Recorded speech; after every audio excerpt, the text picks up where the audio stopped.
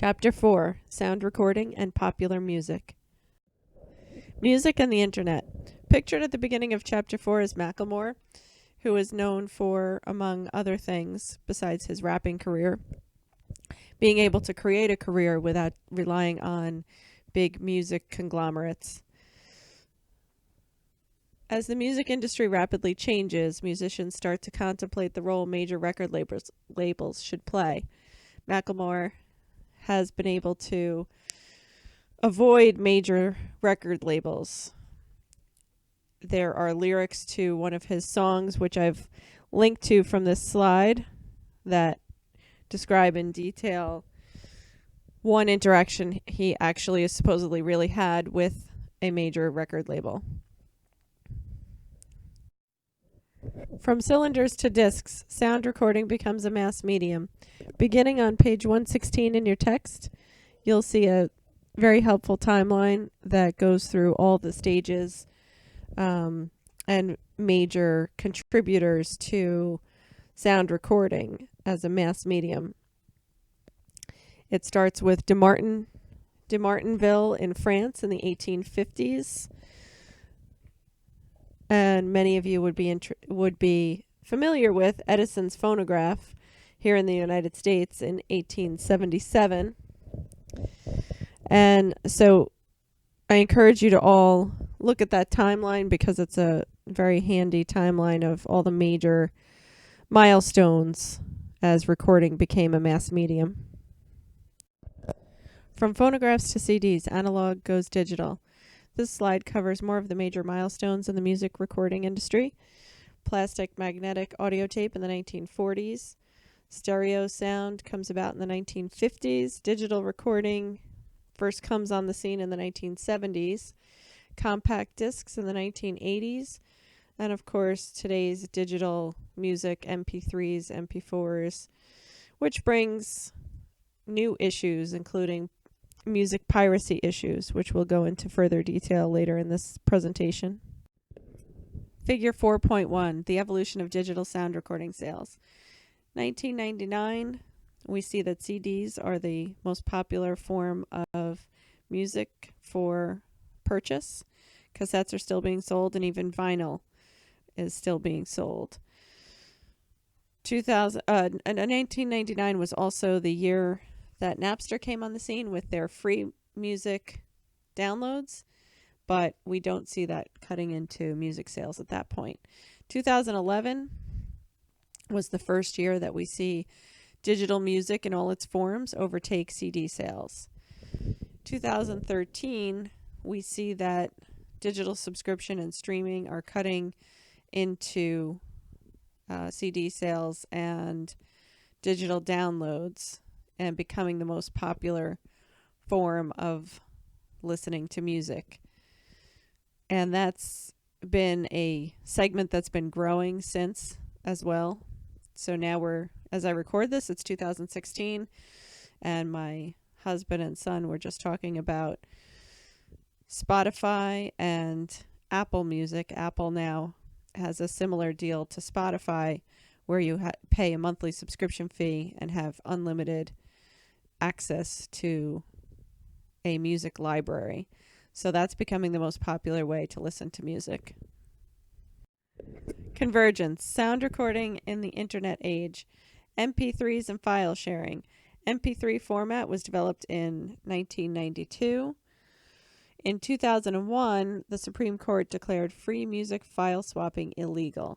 That would be the services like Napster that were offering free music downloads. The reason that they were declared illegal is because, of course, the music producers and artists have a right to make money off of their product and technically have the copyrights to their music.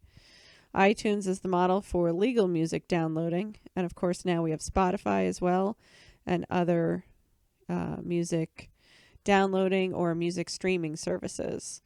And here we go, music in the cloud, no physical ownership of music, subscription and cloud services. So those are the services like Spotify and Apple Music now that has gone beyond iTunes, where with iTunes you're downloading individual songs, and with the new Apple Music service, they are offering a similar service to Spotify, so you pay a monthly subscription fee and have access to an enormous music library. The rocky relationship between records and radio. Music royalties have long been an issue in the music industry, dating as far back as 1924 at least, when radio emerged and made record sales drop off. Right after that, in 1925, an organization called ASCAP established music rights for music to be played on the radio so that musicians would get royalties when music was played on the radio.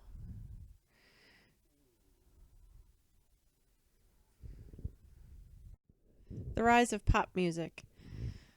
Pop music, as we think of it today, is popular music on the radio, but pop music goes back to before radio days in the 1880s, when there was a section of Broadway in Manhattan in New York City called Tin Pan Alley. There was sheet music published at that time. Sales increased with the popularity of the phonograph. So once records came on the scene, this was really the beginning of pop music as we think of it today. This helped popular music become a mass medium. Then other new forms of popular music, jazz and crooners. So these are early forms of pop music. Rock and roll is here to stay. Rock and roll, the beginning of what we know as rock music today, came on the scene in the 1950s. It was definitely controversial at the time, but it was the beginning of the integration of black and white cultures and a mixture of popular sounds from both cultures. Rock muddies the waters. Not only did rock and roll blend black and white popular sounds, there was high culture and low culture, masculinity and femininity, the country and the city, with rockabilly, the North and the South, and the sacred and the secular. So there were many different aspects of rock and roll which came together to give birth to the rock music we know today. Battles in rock and roll. Early DJs Alan Freed and Dick Clark helped rock gain acceptance. We all remember Dick Clark from New Year's Eve, but some of us also remember him from American Bandstand, a TV program where young people danced to popular music. Some scandals that hit the rock and roll industry hard were when black music was more often made popular by white cover versions. This is back in the early days of rock and roll. Payola scandals portrayed rock and roll as a corrupt industry.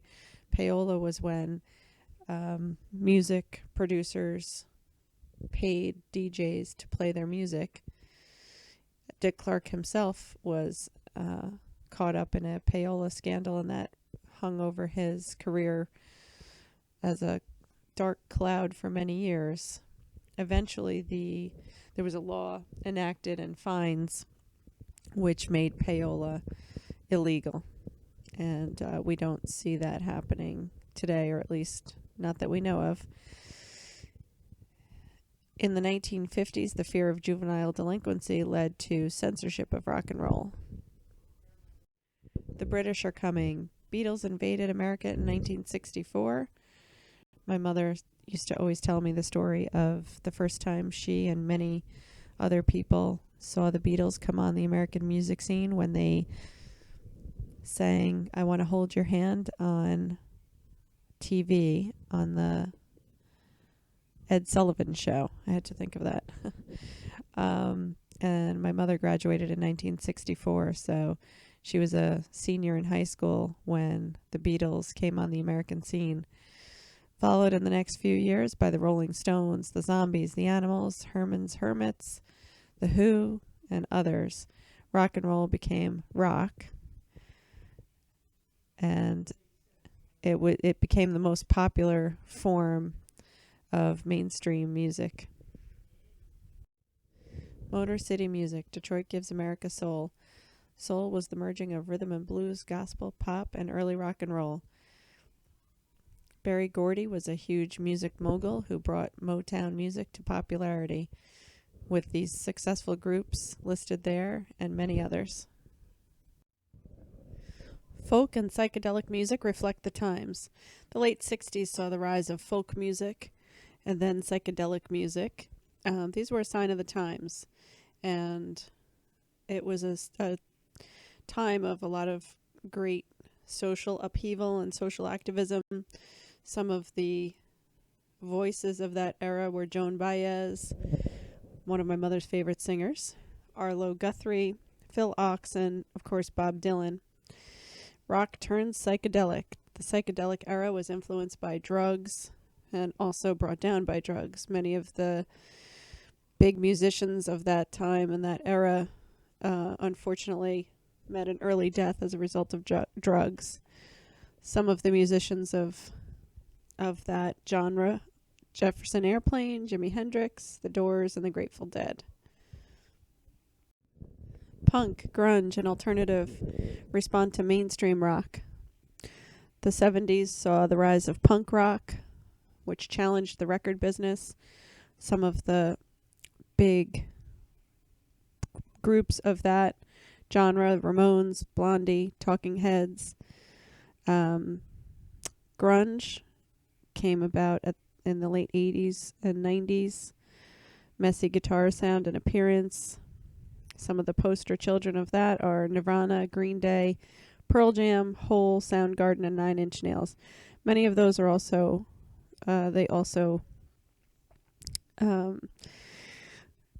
expanded into mainstream music and had quite a bit of major popularity, particularly in the 90s and early 2000s. Punk and grunge are subcategories of alternative rock. Hip-hop redraws musical lines. The book also covers hip-hop and gangster rap, and while these genres address violence, they are also accused of creating violence. The reemergence of pop. Despite the popularity of all these other types of music, pop music remains the most popular.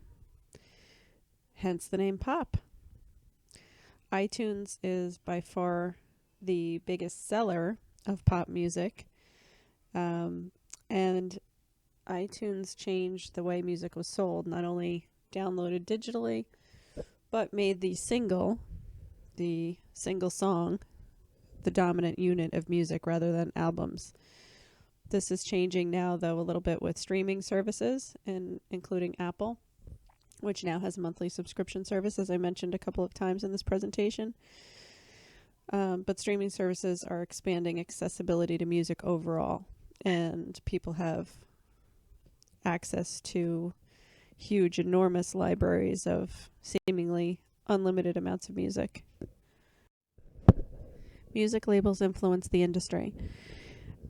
The music industry worldwide is an oligopoly, which means there's limited competition and a small number of sellers. So there are a small number of music moguls who dominate the business.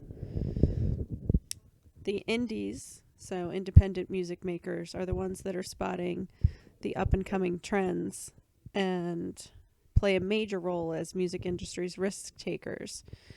But they often get swallowed up by major labels when they become too successful. So we are back to an oligopoly. Figure 4.2, the U.S. market share of major labels. 2013, this is the makeup of the makeup of the big players in the music industry. So Sony Music Entertainment has over 22% of the share of the market. Warner Music Group has 14% of the share of the market. Independent labels have 34%. Making, selling, and profiting from music. The first step is making the music, which involves not only the musicians, but all sorts of producers, executives, agents. Then it's selling the music, which iTunes is the biggest seller, and then there are several others, and subscription services, as we've discussed, and then dividing the profits, and we'll go over that in the next slide.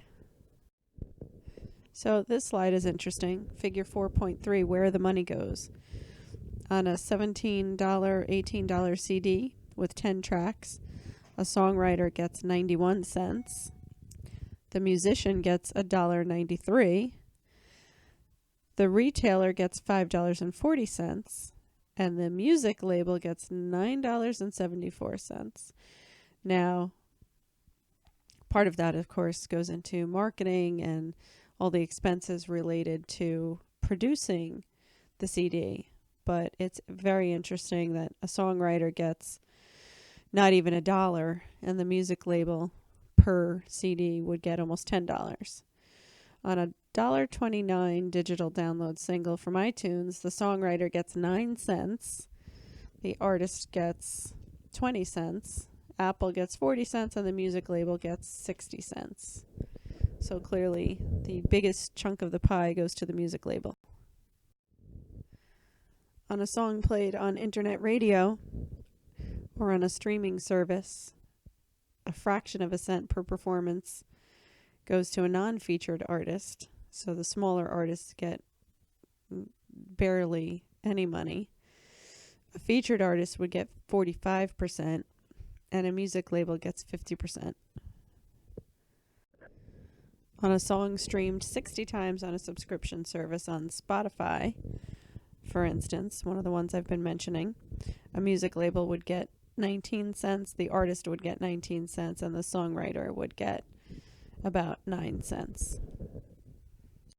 Where the money goes continued. On a song played in an online video service, $1 per 1,000 video plays goes to a record label. The example here is Forever by Chris Brown on Wedding Dance Entrance Video earned $70,000 for 70 million plays. Alternative voices. Indie labels continue to thrive. They're more viable by using the internet as low-cost distribution and promotional outlet. Some artists self-publish and hope that enough people buy their songs. The challenge there, of course, is not having huge marketing budgets to get the word out. Signed and unsigned artists can reach fans through social networking and video sites, so they're not always dependent on the large music labels. There are ways to get to self-promote, and some can do it fairly successfully. Sound recording, free expression, and democracy. The battle over rock's controversial aspects speaks to the heart of democratic expression. Some people consider many musicians of today to be merely puppets of the music industry and not having much free expression. So how can popular music uphold a legacy of free expression while resisting domination by giant companies? As long as these giant companies dominate, they're the ones in charge, not the musicians. Popular music speaks to individual and universal themes. So this concludes this presentation. I encourage you to read the chapter in its entirety, as this was only a fraction of what's covered, and we'll discuss this and other topics more on the discussion boards.